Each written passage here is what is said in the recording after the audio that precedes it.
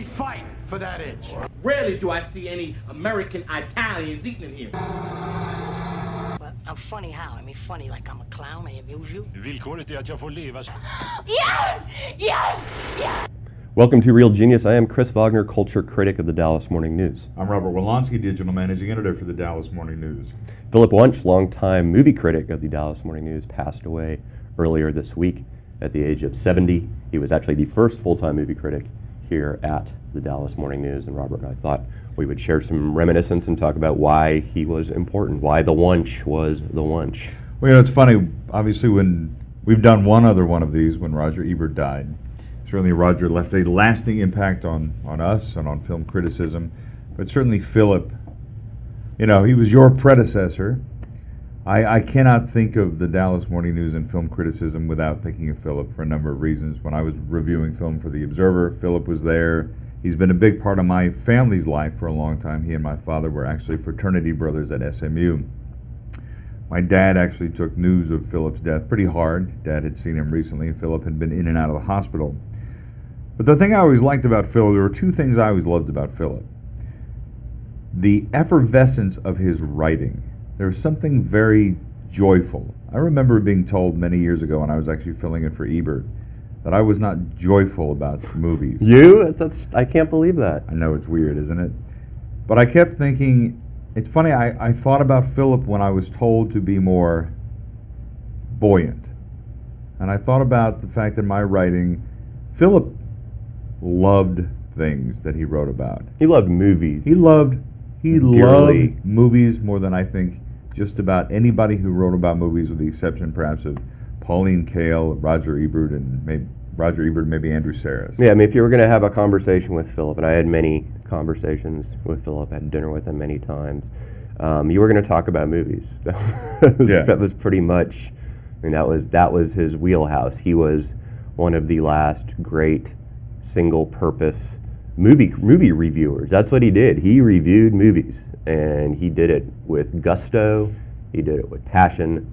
He did it with intelligence, and I think perhaps fizz is what you're talking about. Yeah. The effervescence of his prose, and his passion just came through in every word that he. I mean, if he down. hated something, he hated it with a light touch, as opposed to the modern age of film criticism. And I think probably you and I might be guilty of this. When we hate something, we tend to go out and get a sledgehammer when all we need is a bullpen hammer. I don't do that.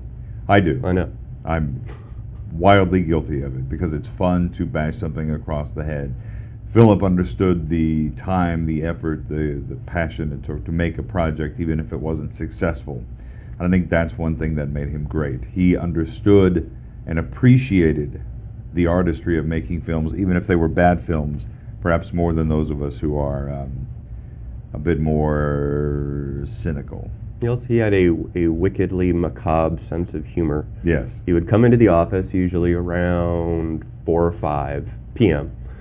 and we'd kind of be wrapping up the day. Although back then I wasn't getting there that time, but I was staying till 9 or 10 often. So I would see him come in, and I would know that he would be there all night.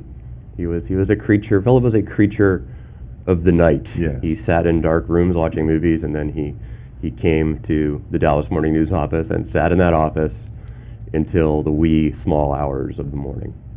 He liked to be left alone. He was a pretty private man. Yeah. Well, it's funny. Philip was also one of the first guys.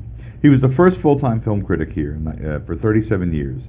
He'd come from the Dallas Times-Herald. He'd come from SMU. He'd been at the Daily Campus before that, writing about Started at the Times-Herald in 63. 63 at the Times-Herald. Morning News in 69. Right, came here. First full-time film critic, was here until he took the buyout in 2006.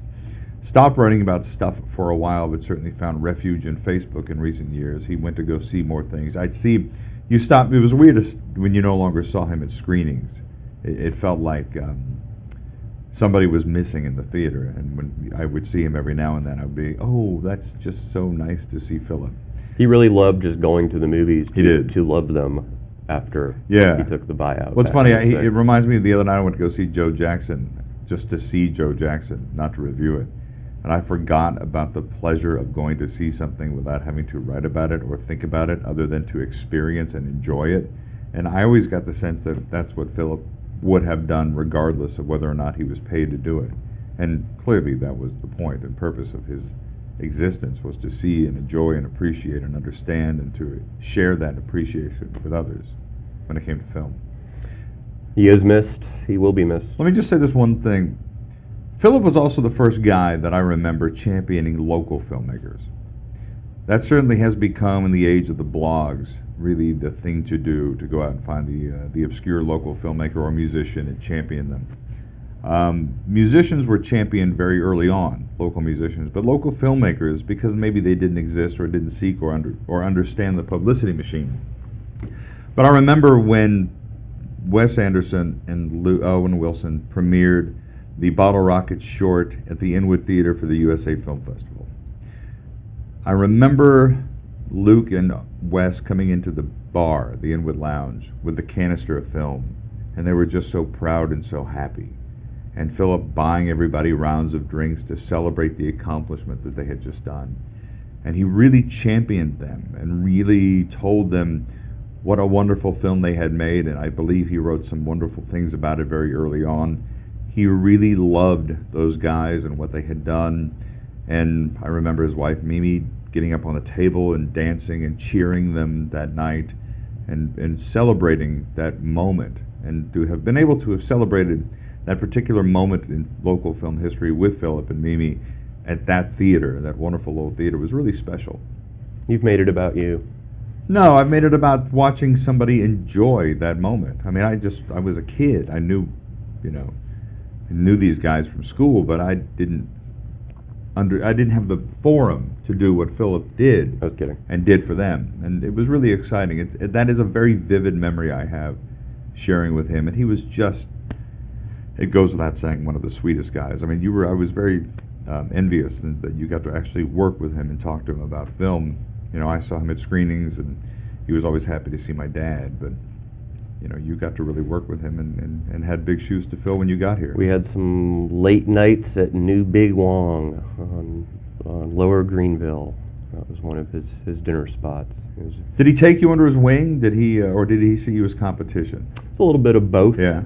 Early on, he very much took me under his wing, and he was very, very supportive. But all of the older arts writers here, Lawson Tate, very much took me under his wing when I first got here. And that's what I mean. Frankly, that's one reason why I have been here so long, is that the people in my department, especially when I first arrived here 20 years ago, were so good to me. And Philip was certainly near the top of that list.